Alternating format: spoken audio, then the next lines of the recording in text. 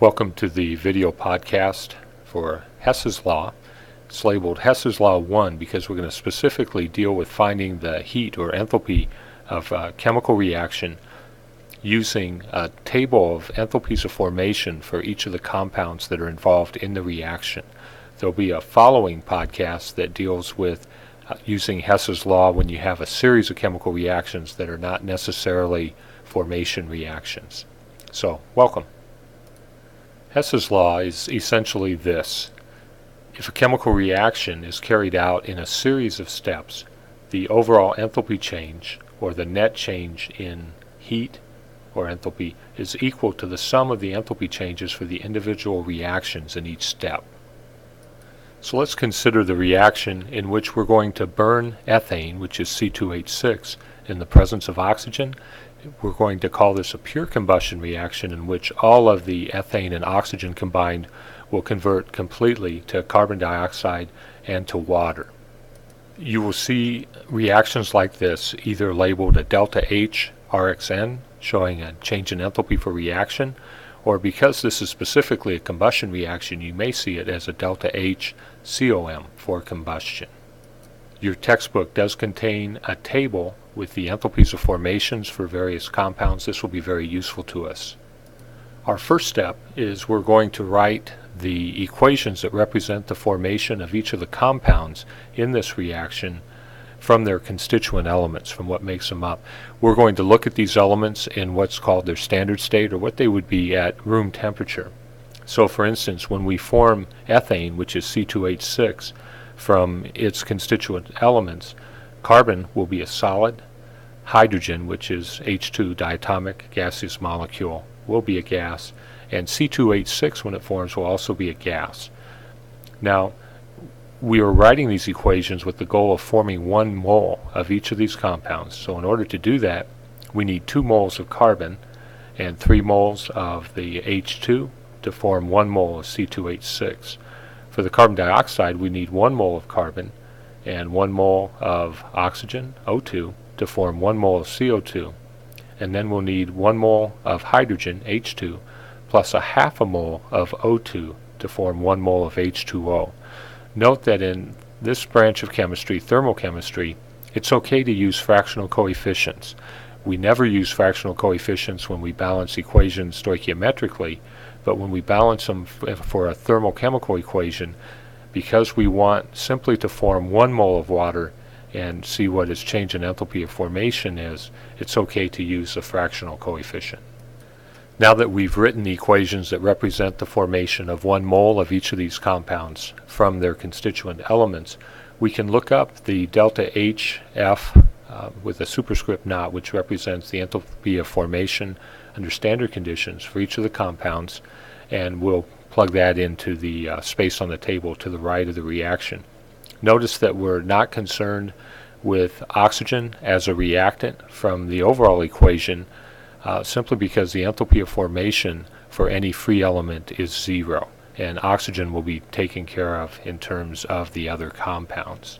So we look up in the table and we find that for 1 mole of ethane, C2H6, the enthalpy of formation is negative 84.68 kilojoules per mole. 1 mole of carbon dioxide, the enthalpy of formation for that is negative 393.5 kilojoules per mole when it's formed from carbon and oxygen. And 1 mole of liquid water formed from hydrogen and oxygen gas is negative 285.8 kilojoules. The negative sign for each of these represents that their enthalpies of formation are exothermic, meaning heat energy is released when these form from their elements. And also you'll want to note and be very careful with the fact that water has an enthalpy of formation depending on its phase. We're using liquid water, but if you were to have water vapor in the equation, then you would want to look at the water vapor has a different enthalpy value. Our next step is to look at the overall combustion equation, which essentially is 2 moles of ethane, C2H6, combined with 7 moles of oxygen, will produce 4 moles of CO2 and 6 moles of water. Now, in our reaction table, each of our reactions involved in this multi-step process we've written these reactions showing the formation of 1 mole of each of these elements. We need to match the number of moles in our step equations as we have in our overall reaction equation. So I'm going to take the 2 from the mole ratio of C2H6 in our reaction equation and multiply that times the coefficients of our reactants and products in my formation equation for C2H6. I'll take the 4 from the CO2 and multiply that times the coefficients in my formation of CO2 equation, and 6 from the reaction equation to multiply times the formation of water coefficients of that particular reaction. So we'll do that, and what we end up with in our reaction equations in the reaction table is the same number of moles of each of our compound as are in the combustion equation from up above. So we'll have 2 moles of C2H6, 4 moles of CO2, and 6 moles of water. Now, the next thing we need to do is take a look at our delta H formation values in kilojoules per mole, and if we have multiplied the coefficients in the formation equations by a certain number, we need to multiply the heats of formation as well, because the amount of energy or heat that's released will be dependent on the amount of your reactants and products. So for consistent results, we're going to take 2 times the enthalpy of formation for C2H6, so 2 times negative 84.68. We'll take 4 times the delta H of formation for our CO2, so 4 times negative 393.5 kilojoules per mole. And finally, 6 times our enthalpy of formation for liquid water, which is negative 285.8 kilojoules per mole. Now these numbers that we're multiplying by from that overall reaction equation really represent 2 moles, 4 moles, and 6 moles respectively. So we'll report that value now in kilojoules because the moles will have canceled. So now we look at the final values for enthalpies of formation. For the formation of 2 moles of C2H6, we have negative 169.36 kilojoules. For our 4 moles of CO2, we have negative 1574 kilojoules. And for our 6 moles of liquid water, negative 1714.8 kilojoules. Our next step is to look at the reaction equations in each of the steps. The compound formed by these formation equations needs to be on the same side of the reaction equation as it is in the overall combustion equation above. So for instance, when you look at C2H6 in the formation equation, it's on the product side, but because C2H6 is being reacted, it needs to be flipped. That equation needs to be flipped. And so when we do that, we also have to change the sign on the delta H, or the enthalpy of formation. So what we're going to do is we're going to rewrite that equation as 2C2H6 is going to yield 4C plus 6H2, and rather than have this be negative 169.36 kilojoules, we'll change that to positive. For C2H6 to break into its constituent elements, which would be a decomposition reaction, it would require 169.36 kilojoules of heat to accomplish that. Our CO2 is okay because for both CO2 and water, their enthalpies of formation and the reaction equations show them as products, and in the combustion reaction that we're evaluating, they're already products, so we do not need to flip those equations. We are now ready to add the equations in the reaction table together, and when we do this, we're going to cancel anything that's the same on both sides. So as you examine this, we have 4 carbons on both sides of the arrow in 2 different of the equations. We have 4 carbons on the product side in the decomposition of the C2H6, and we have 4 carbons on the reactant side of the formation of CO2. So those will cancel out. The 6 hydrogens from the decomposition of the C2H6 equation in the reaction table will cancel out the 6 hydrogens in the equation that represents the formation of water. So the hydrogens will also cancel. Everything else here will need to be carried down. So your 2C2H6, you have 7 oxygens So you need to add the 4 from the carbon dioxide equation to the 3 in the water equation. And so you'll have 2 C2H6 plus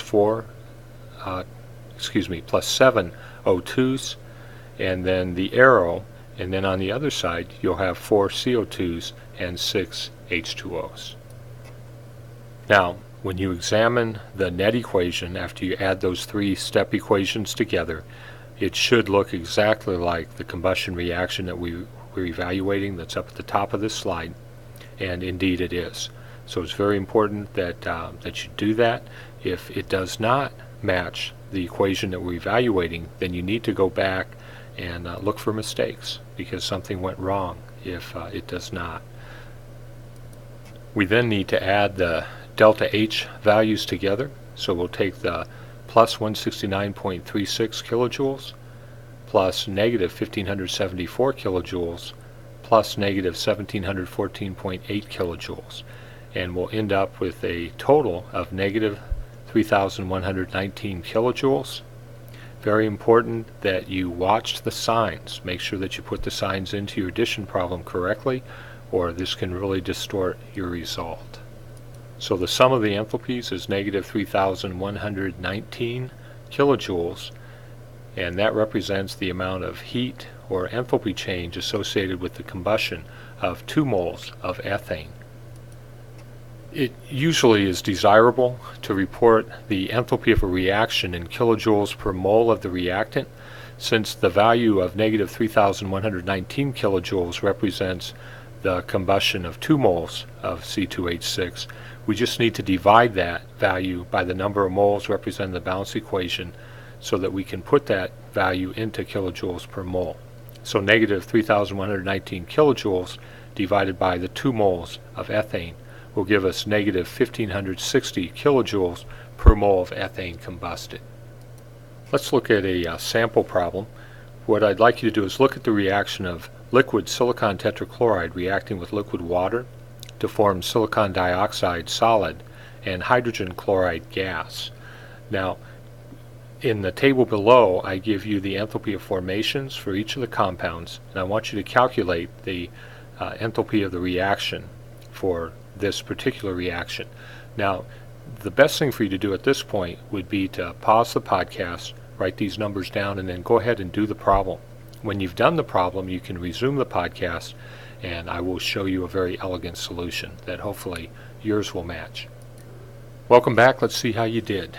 Now, first thing I did was in the reaction table, I went ahead and wrote an equation representing the formation of 1 mole of each of these compounds from their constituent elements. So you can see I took solid silicon plus 2 chlorine gas molecules, which are Cl2, diatomic molecule, and that yields 1 mole of silicon tetrachloride. For the water, I took 1 mole of hydrogen gas plus half a mole of oxygen gas yields 1 mole of liquid water. For the silicon dioxide, 1 mole of solid silicon plus 1 mole of oxygen yields silicon dioxide solid. And finally, for the HCl, 1/2 mole of H2 plus 1/2 mole of Cl2 will yield hydrogen chloride, or HCl. I also looked up their values, and the delta H of formation for the silicon tetrachloride liquid is negative 640.1 kilojoules per mole. For the liquid water is negative 285.8 kilojoules per mole. For the silicon dioxide is negative 910.9 kilojoules per mole. And then you have to be careful with the hydrogen chloride, similar to what you have to watch out for with water. You need to check the phase very carefully.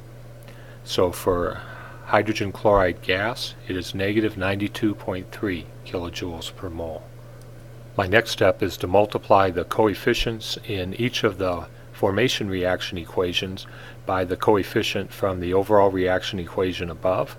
For the SiCO4, it's just 1, so I leave that one alone, but I need to multiply the reaction equation for the formation of water by 2 because of the 2 moles of water in my overall reaction, and I also need to multiply the formation of the hydrogen chloride, the HCl, by 4 to represent the 4 moles of HCl that's in my balance equation in the reaction equation.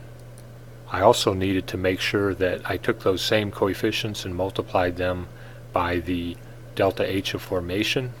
So for the first two, or for the silicon tetrachloride, it's just 1, so that doesn't change. But for the water, I needed to double it. So I took 2 times negative 285.8 kilojoules per mole and got negative 570.4 kilojoules. For the hydrogen chloride, I multiplied the value for the hydrogen chloride, which is negative 92.3 kilojoules per mole, by 4 moles to get negative 369.2 kilojoules. My next step is then to make sure that my reactants and products, those compounds, line up. I'm going to need to flip the top two equations. I need to take the silicon tetrachloride in my reaction table from being a product to being a reactant so that it matches my overall reaction above. And I also need to flip the equation showing the formation of water, because water is a reactant in the overall reaction as well. Now when I do that, it is critical that I remember that when I flip an equation, I also need to change the sign. So my delta H's for the silicon tetrachloride becomes positive 640.1 kilojoules per mole. For the water becomes positive 570.4 kilojoules. Ready for my final steps. I'm going to add the equation together, being careful to cancel any reactants or products that are the same on both sides. So I can cancel silicon, I can cancel the 2 chlorine, I can cancel the 2 hydrogen, and I believe that's it for the canceling, except for the O2. You need to make sure that you cancel O2 as well. And so we can add what's left over. So we'll have SiCO4 liquid plus 2H2O liquid will yield SiO2 solid and 4HCl, which is a gas. Now, after I add those together and I check the equation to make sure it matches the reaction equation that I'm interested in, I can then add the delta H's up so that I get their sum as well. So I add plus 640.1 kilojoules plus 570.4 kilojoules plus negative 910.9 kilojoules plus negative 369.2 kilojoules. Again, pay very careful attention to the signs. My total of the delta H for the reaction is negative 69.6 kilojoules, and that is per mole of SiCl4 that is reacted, or per mole of SiO2 that is formed. So again, the final answer is negative 69.6 kilojoules. If for some reason your answer does not match mine, you'll want to go back and try and recalculate, identify anywhere that you may have made an error, and try it again. And I wish you well.